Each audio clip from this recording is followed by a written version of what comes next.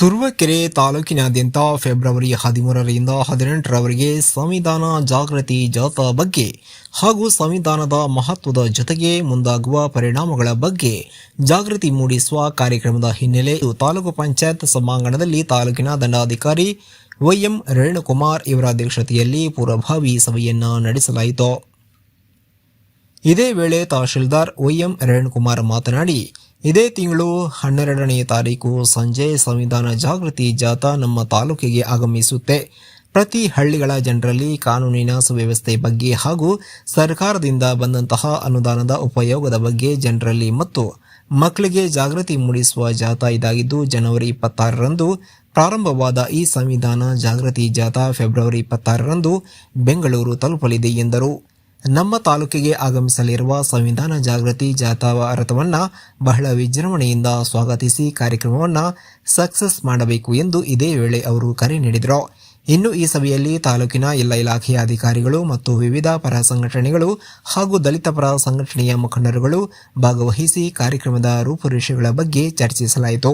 ಕರ್ನಾಟಕದ ಎಲ್ಲಾ ಜಿಲ್ಲೆಗಳಲ್ಲಿ ಈ ಕಾರ್ಯಕ್ರಮ ನಡೀತಾ ಇದ್ದು, ಇನ್ನು ಕಾನೂನಿನ ವ್ಯವಸ್ಥೆ ಹಾಗೂ ಸಂವಿಧಾನವನ್ನು ಕಾಪಾಡಲು ಈ ಕಾರ್ಯಕ್ರಮ ಮಾಡಿರುವುದು ನಮ್ಮೆಲ್ಲರಿಗೂ ಸಂತೋಷ ತಂದಿದೆ ಎಂದು ತಾಲೂಕು ದಂಡಾಧಿಕಾರಿ ಹೇಳಿದರು.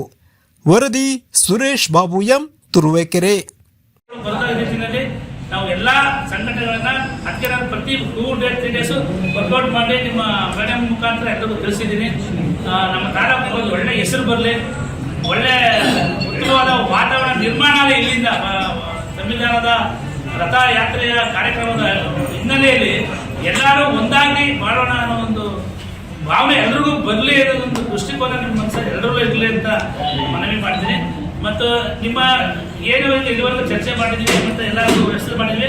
ಇದು ನಾವು ನಾಳೆ TSW, CDPO, BO, EO ನಾವು ಪಕ್ಕದ ಒಂದು ಚಾಕೌಟ್ ಮಾಡ್ತೀವಿ. ತುಂಬ ಪ್ರೋಗ್ರಾಮ್ ಚಾಕೌಟ್ ಮಾಡ್ತೀವಿ, ಏನೇ ಮಾಡಬೇಕು ಅಂತೇಳಿ ಎಲ್ಲರೂ ಸಹಕರಿಸಿ. ಅದಕ್ಕೆ ಇಲ್ಲಿವರೆಗೂ ಸಹಕಾರ ಕೊಟ್ಟಿದ್ದೀರಾ, ಇನ್ನೂ ಕೊಡ್ತೀರಾ. ಹಾಗಾಗಿ ಇದೊಂದು ಕಾರ್ಯಕ್ರಮ ಒಂದು ಹಬ್ಬದ ರೀತಿಯಲ್ಲಿ ಬದಲಿ ರಥಕ್ಕೆ ಒಂದು ಒಳ್ಳೆ ಗೌರವ ಬೀಳ್ಕೊಳ್ದೆ ಮಾಡೋಣ.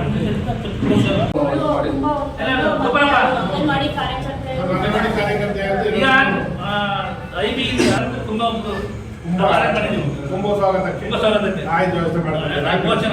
ಸಿಡಿಪೋ ಕುಂಭಮೇಳ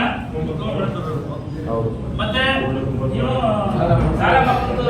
ಪ್ಯಾಂಟ್ ಶರ್ಟ್ ಅಂದ್ರೆ ಈಗ ಇರ್ಬೇಕದು ಡ್ರೆಸ್ ಗೀಸ್